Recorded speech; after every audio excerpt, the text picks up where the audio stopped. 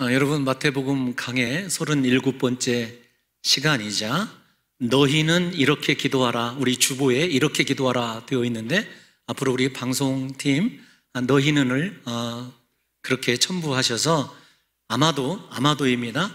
7시간을 주기도문을 저와 여러분들이 대하게 될 것 같습니다. 우리 사랑하는 성도 여러분들에게 딱딱하고 힘든 마태복음 강해에, 그리고 산상설교의 한 복판에 있는 이 주기도문을 살펴보는 이유, 그렇게 길게 생각해보는, 아마도예요. 제가 3시간으로 줄일 수도 있습니다. 이유를 잘 생각하셔서 우리의 삶이 예수님의 기대대로 이루어지는 그런 은총이 임하시기를 간절히 기도하고 설교를 준비했습니다. 지난 시간에 예수님께서는 바리새인들의 그릇된 기도를 2가지로 책망을 하셨어요. 하나는 어떤 것이냐면 사람을 의식하고 드리는 의식의 기도에 대해서 주님께서 책망을 하셨습니다. 기도의 대상이 하나님이라는 것을 상기시켜 주셨죠. 그들은 사람에게 옳게 보이려고 사람들이 많이 모이는 회당 앞이나 큰 길 어기 위해서, 요즘 말로 얘기하면 큰 길 내거리에 서서 기도를 하고 있었어요. 그럴 때 주님께서 그 기도는 사람의 영광을 구하는 기도다, 이게 중요한, 여러분 꼭 정리를 해 두셔야 될 거예요. 기도다. 너희는 은밀한 중에 보시는 하나님께 기도하라. 기도의 대상이 은밀한 중에 보시고 은밀한 중에 갚으시는 하나님이심을 분명히 하셨어요. 그래서 외식하는 기도를 책망하시면서 너희의 기도의 대상을 하나님임을 분명히 깨달아라는 것이었습니다. 2번째로 책망하신 것이 이방인과 같이 중언부언하는 것이었습니다. 이 중언부언이라고 하는 것은 뜻이 없고 혹은 뜻이 없는 말들을 오래도록 반복하는 것이에요. 혹은 뜻이 있다 할지라도 그 기도가 마음과 영혼이 실려지지 않고 오래도록 지속되는 것을 중언부언이다, 이렇게 정리를 해드렸죠. 그 중언부언의 대표적인 그 사례를 주님께서 이방인 같다라고 하신 것을 보게 되면, 우리의 마음에 하나님이 원하시는 영적인 은혜가 실려있지 않으면 우리의 기도의 대부분이 중언부언이 될 수도 있겠다라는 사실을 좀 생각하시라, 이렇게 말씀을 드렸습니다. 왜 중언부언하지 말으라고 말씀하셨냐면, 하나님께서는 우리에게 있어야 될 것을 다 아시는 하나님이에요. 이걸 여러분들이 깊이 또 기억을 해 놓으셔야 됩니다. 하나님이 우리에게 있어야 될 것을 다 아시는 하나님이다. 그러면 이런 의문이 생기죠. 아니, 우리에게 필요한 것을 다 주님이 알고 계신데 과연 기도는 필요한가? 왜 기도해야 되는가? 이 의문이 우리에게 생기는 것 아니겠습니까? 그러면 왜 주님은 우리에게 기도를 하라고 그랬냐면, 기도가, 지난 시간에 이렇게 정리를 했습니다. 우리가 필요한 것을 구하는 것이 아니라 기도는 하나님과의 소통입니다. 내 영혼 살기 위해서 하나님의 은혜를 공급받는 유일한 수단이에요. 그래서 기도의 목적은 하나님을 구하는 거예요. 내 삶 속에 하나님이 임재하시기를, 주기도문으로 해석을 해서 말씀드리면, 내 안에 하나님의 나라가 이루어지고 하나님의 다스림이 있어서 내 옛 자아가 하나님의 다스림 앞에 굴복하는 삶을 살기를 원하신 거예요. 그래서 기도는 철저히 하나님과 나와의 소통의 문제입니다. 다시 말씀을 드리지만, 내 필요한 것을 얻는 것이 기도가 아니라는 것을 이 시간에 분명하게 정의를 하셔야 된다는 것입니다. 그러면 사랑하는 성도 여러분들이요, 우리가 왜 하나님을 구해야, 기도 시간에 구해야 되는지, 그리고 필요한 것을 하나님이 아시기 때문에 구하지 않아야 되는지 문제는 한 가지 더 생각해 봐야 될 것이 있어요. 어떤 것이냐면, 하나님에 대한 믿음이 있으면, 하나님이 내게 필요한 것을 알고 있고 내가 진실로 마음을 열어 하나님을 구하는 사람이라고 한다, 하나님을 채우는 사람이라고 한다면 그 사람에게는 분명한 하나님에 대한 신뢰, 믿음이 있는 것 아니겠습니까? 부디 입술로만 주님이 나를 아시지 이렇게 생각하시고, 기도의 대부분이 내가 필요한 것들을 채우는 것이 아니라 오늘 주기도문을 통해서 내 기도의 방향이 바뀌고 아울러 인생의 방향까지 바뀌어야 됩니다. 여러분, 아주 지금 세계를 핫하게 좌지우지하는 작가가 한 명 있습니다. 누구냐면 에크하르트 톨레라고 하는 사람이에요. 에크하르트 톨레가 독일 사람인데, 그분이 쓴 책이 굉장히 좀 유행을 하고 있어요. 제가 찾아보니까 지금 이 순간을 살아라, 삶으로 다시 떠오르게, 이런 책들이 있습니다. 미국에서만 한 해 약 500만 부씩 이상, 요즘에 디지털 시대 아닙니까? 누가 이 종이로 든 책을 읽겠어요? 그럼에도 불구하고 그렇게 많이 팔린 책입니다. 근데 이분이 하나님을 신뢰하는 사람이긴 한데 뉴 에이지에 속해 있어요. 그래서 불교와 다른 종교에서도 구원에 대해서 동조를 하는 사람이에요. 그런데 어느 순간부터 전적으로 하나님께로 좀 돌아서고 있다, 이런 인식을 제가 갖고 있습니다. 제 인식이 잘못되었는지 모르지만 그분의 글들을 읽어보면 그래요.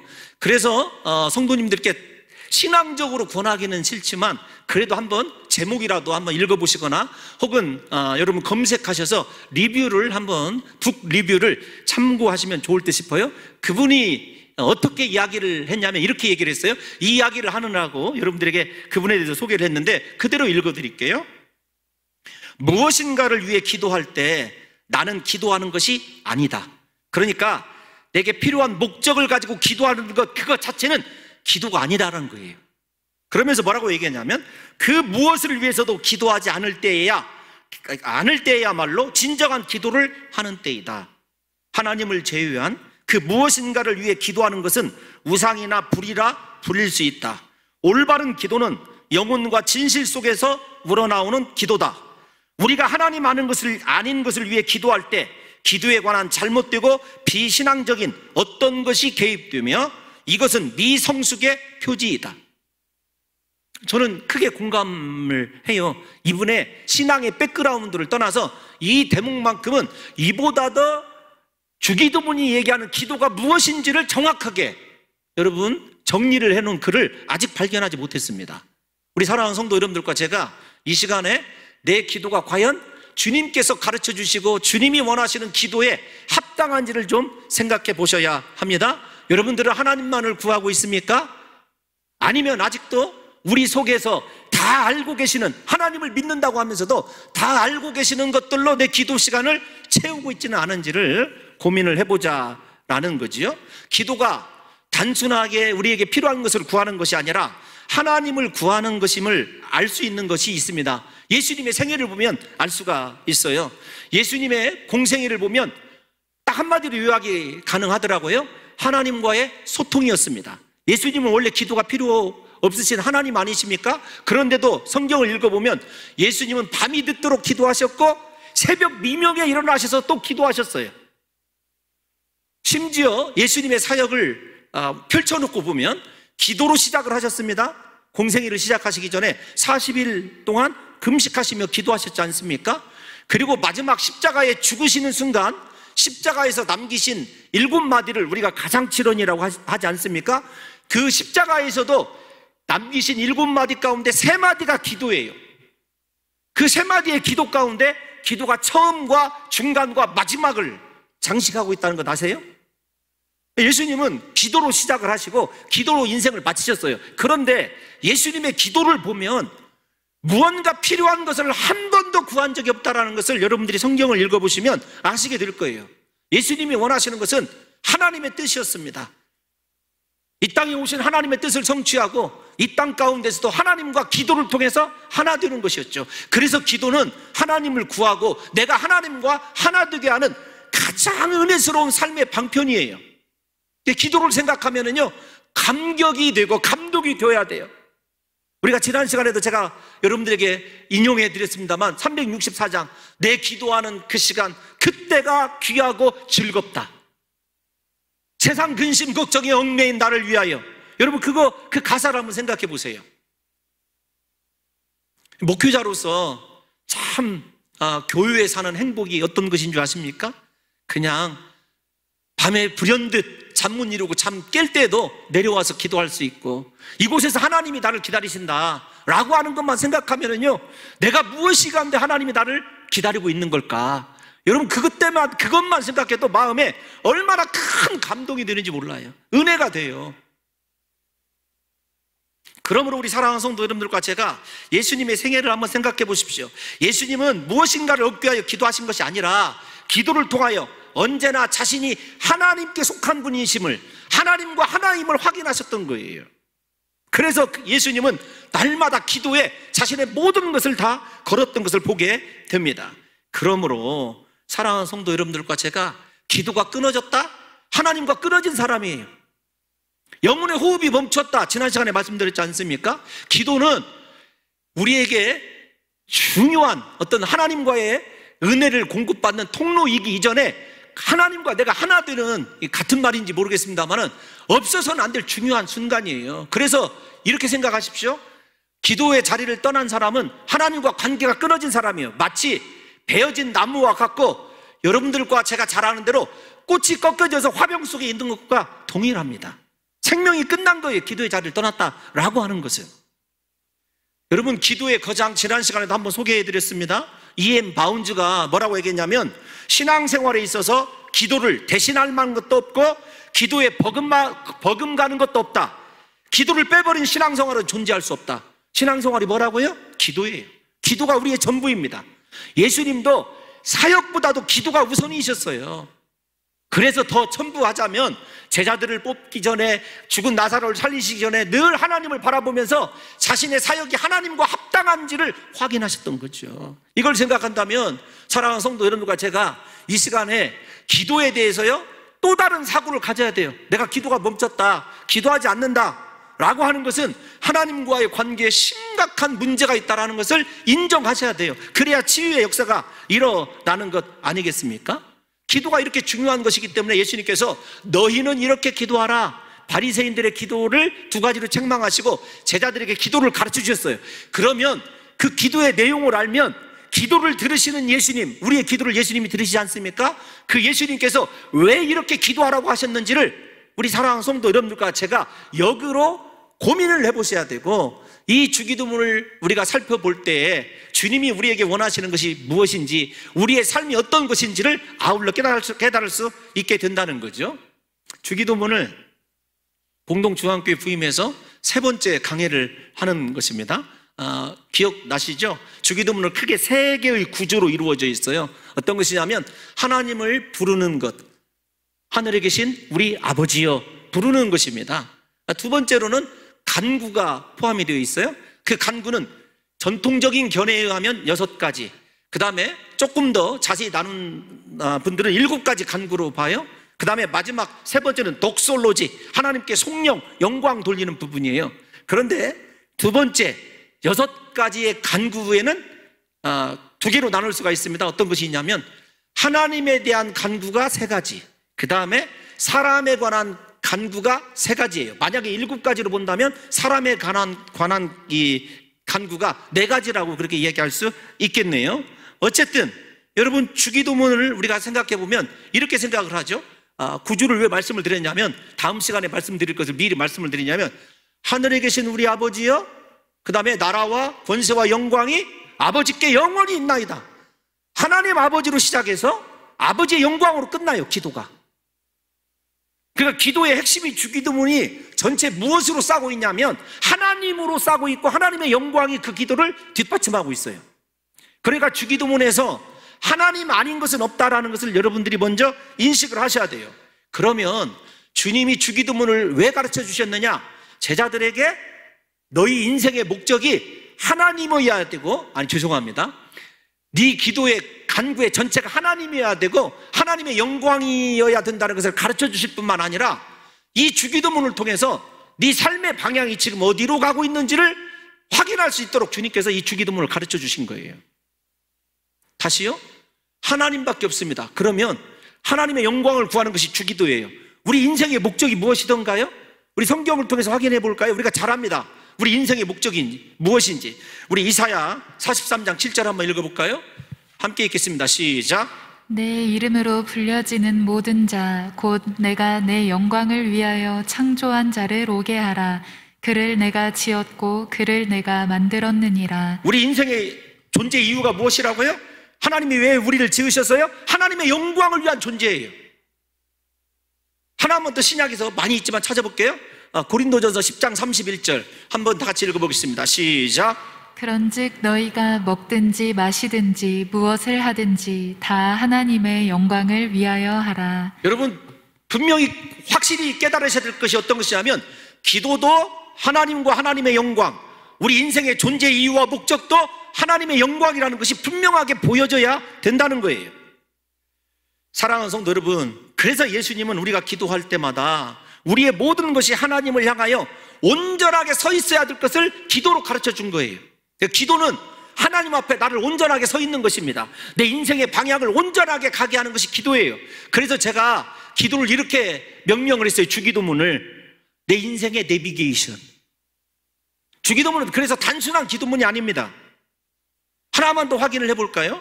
우리가 기도를 하는 궁극적인 목적이 하나님을 영화롭게 하여야 되는 것이라는 것을 한 번 더 확인을 할게요. 요한복음 14장 13절 말씀 한번 읽어보겠습니다. 시작. 너희가 내 이름으로 무엇을 구하든지 내가 행하리니 이는 아버지로 하여금 아들로 말미암아 영광을 받으시게 하려 함이라. 우리가 기도할 때 하나님이 들어주십니다. 때로는 우리가 필요한 것, 하나님 아닌 것을 구해도 하나님은 사랑의 하나님이시기 때문에 응답해 주셔요. 그런데 그 응답의 이유가 무엇이냐면 예수 그리스도의 영광이에요. 그러니까 기도 응답은 모두 다 무엇으로 연결되게 되어 있어요? 아버지 하나님께 영광이에요. 영광. 그러니까 우리의 기도가 하나님께 영광 돌리는 기도인지 하나님을 구하는 기도인지 반드시 이것이 정립이 되어 있어야 산상설교를 온전히 이해할 수 있는 것입니다. 일단 여기까지 정리를 하시고, 그러면 방금 들은 이 이야기를 앞에서 예수님이 책망하신 바리새인 기도를 보면 분명히 의도가 더 왜 이렇게 기도하라고 하셨는지가 드러나게 되어 있어요. 예수님 당시에 서기관과 바리새인들이 기도할 때 잘못된 것이 무엇이었죠? 사람에게 보이려고 자기 영광을 얻기 위해서 기도했던 것 아니겠습니까? 그것이 의식이었어요. 그들은 오직 하나님께 영광 돌리겠다는 목적으로 기도하지 않았다는 것입니다. 그러니까 우리도 마찬가지입니다. 짧은 기도가 되었든지 긴 기도가 되었든지 이 기도가 하나님께 영광이 되어야 된다라고 하는 기도의 사명의식이 없이 기도하는 것은 죄송하지만 의식과 다름이 없다라는 거예요. 또 하나, 사랑하는 성도 여러분, 우리의 기도는 하나님을 사랑하는 마음으로 그분을 내 심령 속에 채우는 그분의 영광을 위해서 드려져야 하는 기도라고 하는 이것은 다른 것이 아닙니다. 여러분, 예수 그리스도께서 앞에서 말씀드린 대로 그렇게 삶을 보여주셨던 것처럼 우리는 조금만 걸핏하면 내 영광을 추구하게 되어 있는 아주 마음에 못된 본성을 가지고 있어요. 하나님의 은혜를 내 영광으로 바꿔버리는데 탁월한 재능이 우리에게 있다는 거예요. 그러므로 인생의 목적이 하나님의 영광을 위한 것이듯이 모든 기도의 목적도 하나님의 영광을 위하여 구해야 되는 것입니다. 내 삶의 모든 것들이 그러면 하나님의 영광과 직결되게 되어 있다는 것도 더불어 생각을 하셔야 되는 거죠. 우리의 신앙생활의 이유를 물으신다면, 기도하는 이유를 물으신다면 두 가지예요. 나는 하나님의 이름을 높이고 하나님의 나라가 임하고 하나님의 뜻을 알고 그 뜻이 이루어지게 하는 것입니다. 이게 주기도문의 하나님을 향한 기도의 핵심 아닙니까? 그런데 다시요, 우리는요 하나님의 은혜와 하나님의 놀라운 능력을 내 인생의 자랑과 나를 높이는 데 사용하는 데 천재들이에요. 주님이 주기도문을 통해서 이루시는 것은 무엇이냐면 오직 그분의 이름이 높아지고 그분의 뜻이 이루어지고 그분의 나라가 이루어지기를 원하시는 거예요. 그걸 원하다 보면 우리의 삶의 목적이요, 인생의 방향이 철저히 하나님께로 향해지게 되는 것 아니겠습니까? 그런데 이 기도가 왜 필요한지를 우리 현실을 보면 더 분명하게 알 수 있습니다. 우리는 입으로는 하나님의 이름을 높아지기를 원합니다. 입술로는 그분의 나라가 임하기를 원하고 그분이 뜻하는 것이 내 삶 가운데서 이루어지기를 원해요. 입술로는. 그런데 현실의 삶에서는요 하나님의 이름이 아니라 내 이름이 높아지기를 원해요.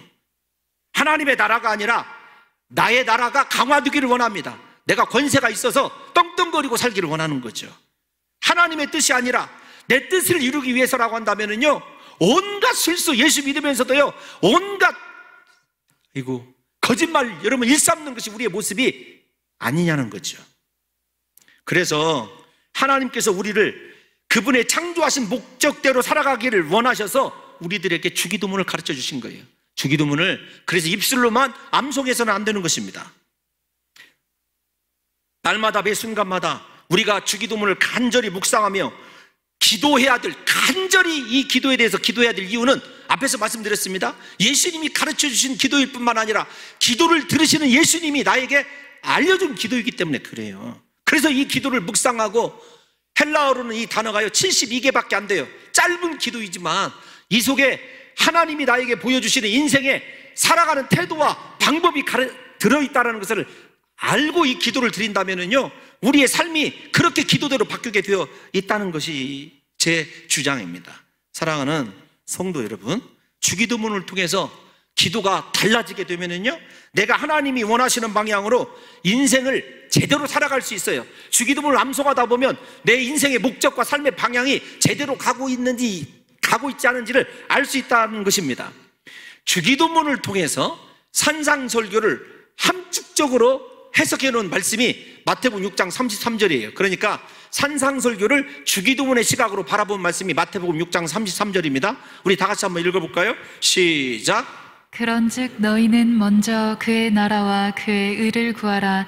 그리하면 이 모든 것을 너희에게 더하시리라. 이 모든 것은 우리에게 필요한 것들이에요. 하나님이 아시는 것들입니다. 우리에게 주님이 거듭 말씀하시는 것, 산상설교를 함축하셔서 말씀하실 때 왜 말씀이 필요하고 기도가 필요하냐면, 너 삶의 목적이, 존재 이유가 그분을 구하고 그분의 나라와 그분의 의를 이루어야 된다는 거예요. 그런데 여러분, 지금 이 세상을 살아가면서 하나님의 뜻을 이루기 위하여 몸부림치고 아버지의 나라가 내 속에 이루어져서 내 자아가 죽어지고 세상에 좋아하는 것들과 처절하게 싸워가면서 하나님 나를 도와달라고 기도하면서 하나님 내게 오시라고 간구하는 성도가 몇이나 있겠느냐고요.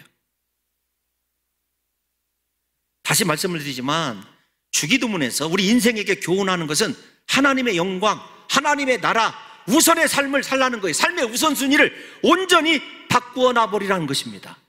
이게 주기도문을 우리에게 가르쳐 주신 첫 번째 이유예요.